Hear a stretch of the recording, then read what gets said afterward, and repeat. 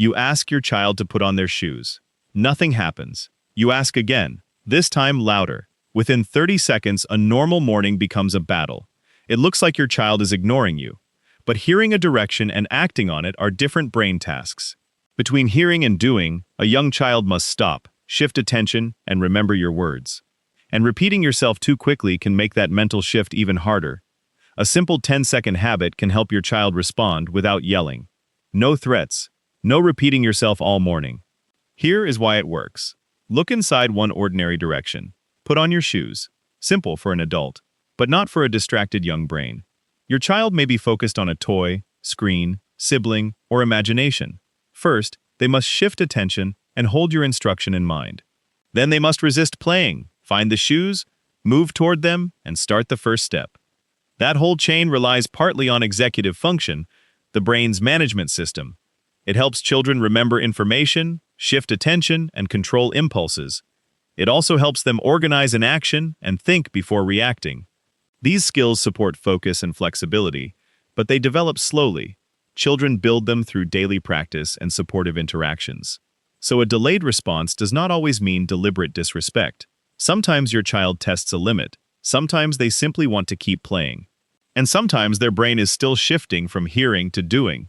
That matters, because adults often fill this quiet gap with more words. Shoes on. Did you hear me? We're late. Why must I ask again? Put them on now. You repeat because the moment feels urgent. But every new sentence gives your child more language to process. Your voice sharpens, stress rises. The original direction starts disappearing. It gets buried under warnings, questions, and frustration. That is the repeating trap. Over time, your child may learn that the first instruction is optional. Only the loud instruction seems real. So what works instead? Use the 10-second listening pause. Move close. Give one clear direction, then wait. Stay silent for 10 seconds, then calmly follow through with the next step. This is not ignoring your child or glaring until they obey. It is one clear direction, 10 quiet seconds, and one calm next step. Start by moving closer. Calling from another room adds noise, distance, and distraction. Walk over, say your child's name, and lower yourself near their level. Then give one specific direction. Shoes on. Blocks in the basket. Backpack by the door. Avoid vague commands like hurry up, behave, or get ready. They do not show your child the first visible action to take. Get ready contains many jobs. Put on your socks contains one. Clear language gives the developing brain a starting point. Then comes the hard part. Stop talking. Count silently to 10. Relax your face, jaw, shoulders, and hands.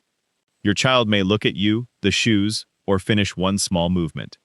They may slowly shift away from play. The pause gives that transition room. 10 seconds is not magic, and it cannot guarantee cooperation. It is simply long enough to interrupt your automatic urge to repeat. And it gives your child a reasonable moment to process the direction. The pause also slows your nervous system. Before urgency becomes anger, your body communicates too. A tense face and pointed finger can signal conflict. A sharp voice can start a battle before the task even begins. A steady body says, this direction is real, and this moment is safe. Children develop through responsive, back-and-forth interactions with caring adults. In everyday life, they build skills when adults notice, respond, and guide. Your calm does not complete the task for your child, but it can make the needed skills easier for them to access. When 10 seconds end, and your child starts, let them continue. Do not repeat a direction they are already following. A simple acknowledgement is enough. You started, thank you for getting your shoes. If they do not begin, do not let the pause continue forever. Repeat once, then offer a manageable first step. Left shoe or right. Or place one shoe nearby and say, I'll help you start. This support is called scaffolding, helping just enough to begin. Then gradually reduce your help as your child's skill grows. You are not doing everything. You are building a bridge into action. The boundary still moves forward. Calm parenting does not surrender the decision. It replaces emotional force with clear, predictable follow-through. This habit will not work perfectly every morning. Your child may still say no. They may be hungry, tired, deeply focused, or overwhelmed by the transition. Sometimes the task is simply too broad. Make the first step smaller. Clean your room becomes put the books away. Get dressed becomes pajamas off. Give one instruction, Name one visible action, then pause. But frequent, intense listening difficulties across settings may need closer attention. Ask a pediatrician or child development professional about hearing, language, attention, or development. A parenting habit should never replace proper support. Now, return to the morning. One shoe is on, the backpack is open, the clock keeps moving. You want to shout again. Instead, walk closer and say, "Shoes on, please." Then stop. Your child looks at the toy. You breathe out and wait. They look at the shoes. Maybe they begin, or maybe you calmly help. The moment is not perfect, but it does not need to become a battle. If you yelled, repair it. I was frustrated, and I yelled. That was not how I wanted to speak. Let's try again. Shoes on, please.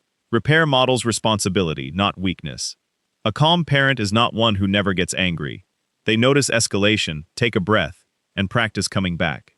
You are teaching attention shifts, memory, and how to begin a task. You are helping them move through stress without waiting for yelling. Next time, your body may still feel rushed, but you do not have to fill every second with words. Move close. Give one clear direction. Let the 10 seconds breathe. Then help the next step begin. Your calm is where listening starts.